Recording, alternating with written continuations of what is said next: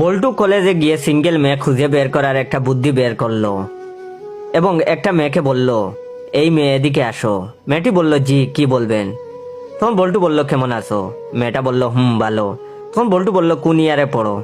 তখন মেয়েটা বলল, ইন্টার ফার্স্ট ইয়ারে। বল্টু বলল, কোন গ্রুপে? মেয়েটা বলল, মানবিক।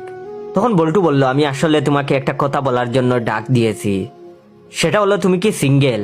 তখন মেয়েটি বলল, জি ভাইয়া। বল্টু একটু লজ্জিত হয়ে বলল, সত্যি? তখন মেয়েটি বলল, জি ভাইয়া, আমি সত্যি বলছি। তখন বল্টু বলল, না মানে বলছি যে আমাদের কলেজে নতুন নিয়ম করছে, যাদের একটা বয়ফ্রেন্ড আছে তাদের 5,000 টাকা দেওয়া হবে, আর যাদের 2টা বয়ফ্রেন্ড আছে তাদের 10,000 টাকা দেওয়া হবে, এর বেশি থাকলে আরো বেশি টাকা দেওয়া হবে। স্যার আমাকে মেয়েগুলো পরীক্ষা করার জন্য দায়িত্ব দিছে, তাই বললাম আর কি। তোমাকে বলে তো কোনো লাভ নাই, কারণ তুমি তো সিঙ্গেল। তখন মেয়েটা বলল, আমার তো 2টা বয়ফ্রেন্ড আছে, তাহলে আমি কি পাবো? তখন বল্টু বলল, কি বলছো, তুমি না সিঙ্গেল? তখন মেয়েটি বলল, আরে না, ওইটা তো আমি মজা করে বললাম, আসলে আমি সিঙ্গেল না।